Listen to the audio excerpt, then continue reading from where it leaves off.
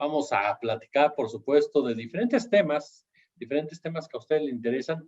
Y uno de ellos tiene que ver con un trabajo de la periodista Laura Sánchez Ley sobre una persona llamada Olga Sandra Capón. ¿Quién es esta mujer? ¿Qué hizo? ¿Qué no hizo? ¿Por qué? ¿Por qué está involucrada en muchos sentidos? ¿Quién es Sandra Murrá, por ejemplo? En fin, es una historia que nos llama mucho, pero mucho la atención. Y voy a hablar directamente con Laura, quien saludo con muchísimo gusto. Colega hermosa, ¿cómo estás? Gracias por tomar la llamada. Jesús, amigo, muchísimo gusto en estar por acá contigo. ¿Cómo estás? Un gusto saludarte. Oye, pues muy interesados en esta historia. Yo la primera pregunta que te haría para que la gente que nos está viendo y escuchando ubique es, ¿quién es Sandra Murrá? Mira, esta historia para mí tiene mucha relevancia, sobre todo, bueno, por el contexto de Semana Santa, pero también porque salió en libertad esta mujer, entonces les recuerdo un poco la historia. Olga Sandra Murrá es una historia que hemos seguido muy de cerca. ¿Por qué? Porque esta mujer originaria del norte de México, nacionalizada estadounidense gracias a un matrimonio, esclavizó durante 17 años primero a dos jóvenes mexicanas y después a otras dos personas, es decir, esclavizó a cuatro personas. Era una fanática religiosa, ella era cristiana, se decía cristiana, y bueno, torturó a estas jóvenes mexicanas porque ella decía que Jesús así lo quería, y las torturas consistieron justamente en hacerlas trabajar, trabajo forzado, esclavitud laboral, que le llaman en Estados Unidos, fueron los cargos por mantener, pues básicamente secuestradas a estas jóvenes, trabajando para ellas, pues con la amenaza de que si no lo hacían, no trabajaban estas extenuantes jornadas laborales y le entregaban todo su dinero, pues las golpeaba y les daba tremendos castigos, a la par que si no memorizaban durante estos 17 años cada versículo de la Biblia que ella les ordenaba, cada capítulo, pues también las torturaba. Oye, Lau, ¿cómo fue posible que esta mujer tuviera el control de estas dos personas? Pues mira, Jesús, realmente el asunto es que empezó desde que ellas eran muy pequeñas. Ellas tenían 16 años, las hermanas originarias de Coahuila. Ella era pues casi familiar de ellas, era una persona muy cercana de muchos años con las mamás. Y cuando ella logró ir a Estados Unidos, regresó a México y les prometió a las madres de estas jovencitas, pues que ellas tendrían una vida mejor, que irían a la universidad y sobre todo pues también mandarían dinero a sus casas en México. De tal manera que, bueno, las lleva con este engaño a las jovencitas, y cuando llegan, pues las empieza a pues hacer trabajar jornadas de todo el día, dormían 3 horas las jovencitas o menos, eh, y las amenazaba con que tenía contactos en el Servicio de Migración de Estados Unidos y que si la desobedecían, pues las iban a encarcelar porque estaban cometiendo un delito, porque vivían en Estados Unidos sin papeles. Entonces, pues las jovencitas eran muy chicas, muy poca educación, de tal manera pues que creyeron todo lo que Sandra les dijo, y con los años, pues ellas mismas revelan, ¿no?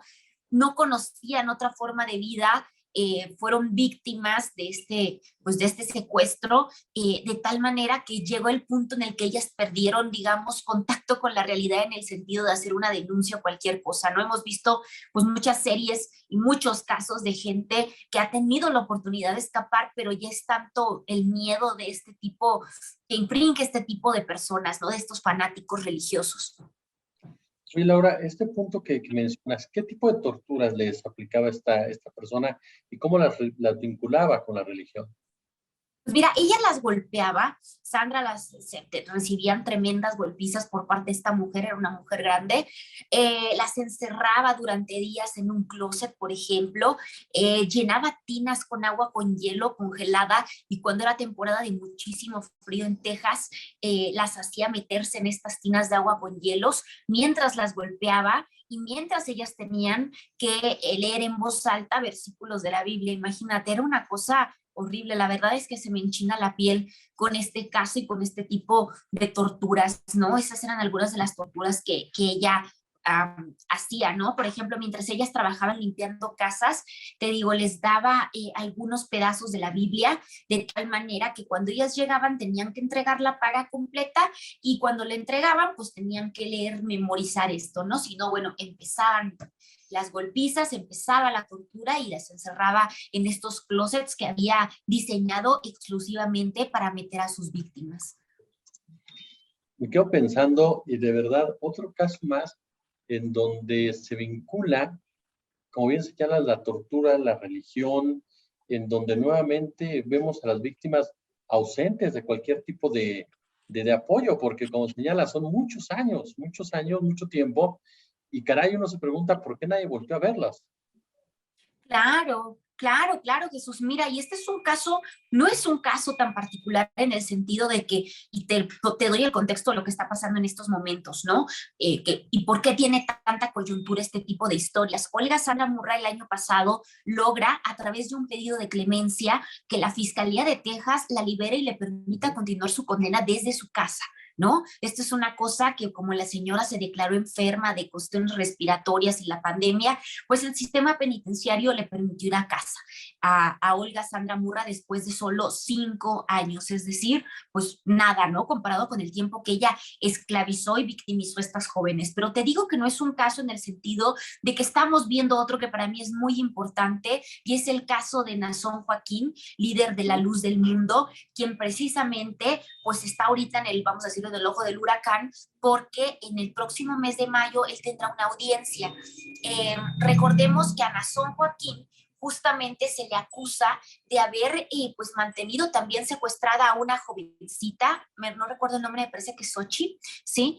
Esta joven pues denuncia que estuvo secuestrada por el líder de la Luz del Mundo y que fue entregada por su mamá y su tía, al igual que estas otras muchachitas en el caso de Sandra Murra, y que ella fue obligada a ser pues básicamente una esclava sexual, primero de su padre y luego de Nazón Joaquín. Hasta el momento la fiscalía no ha logrado fincarle, es decir, no ha logrado llegar a una sentencia con este hombre, y pues hay un lío tremendo, que sí, porque las cintas no están completas, que porque la acusa y la Luz del Mundo acusa pues que estas acusaciones, perdón, el líder de la Luz del Mundo acusa que estas acusaciones son falsas. Entonces, pues tenemos que este tipo de casos siguen ocurriendo, Jesús, este tipo de gente que logra pues mantener cautivas a las jóvenes a través de engaños o de manipulaciones de tipo religioso, ¿no? En ambos casos revelan pues que estos señores les decían pues básicamente que pues iban a ser castigadas por Jesús, ¿no? Por Dios, por un ser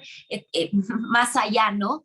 Entonces, me parece que cobra coyuntura este tipo de casos porque no han dejado de ocurrir, no han dejado de ocurrir, y pues bueno, son realmente ciudadanos mexicanos quienes han estado involucrados en estos juicios que se están llevando a cabo, sobre todo en Estados Unidos, ¿no? Que no se llevan a cabo en México, que se llevan a cabo en Estados Unidos. Ese es otro de los detalles, me queda Laura. Hablamos de casos que solamente allá se castigan, porque acá de este lado parece que no ocurrieran, parece que todo pasara sin pasar.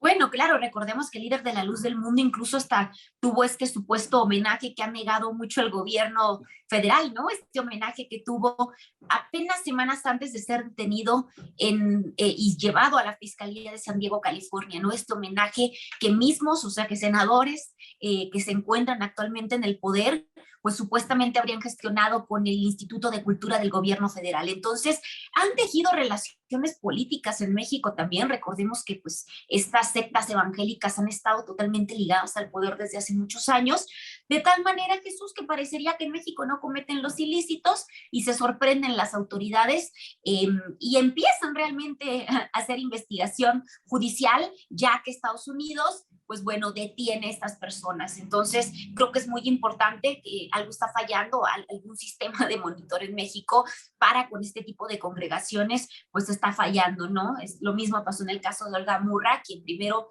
pues viene por estas jovencitas a México, ¿no? Es decir, están reclutando jóvenes para volverlos esclavos, Jesús, esa es la palabra, ¿no? De lo que está sucediendo con estos casos de sectas religiosas. Y finalmente, ¿qué pasa con los padres? ¿Hay algún tipo de responsabilidad que se les haya fincado? ¿Cuál es el papel de los padres?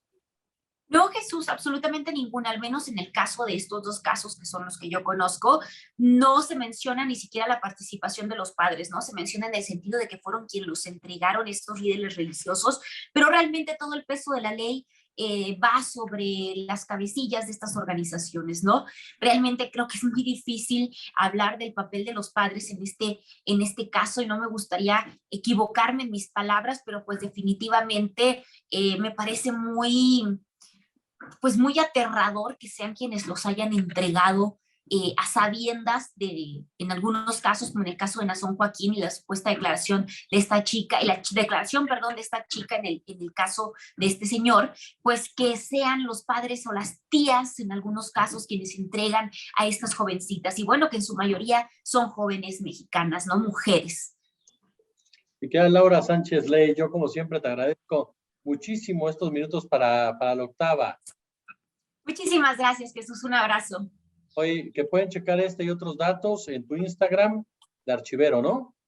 Así es, en el proyecto que tenemos de desclasificación y apertura de archivos en México y en Estados Unidos, que se llama Archivero Expedientes, así lo pueden encontrar en las redes sociales. Muchas gracias, Lau. Muchas gracias, Jesús.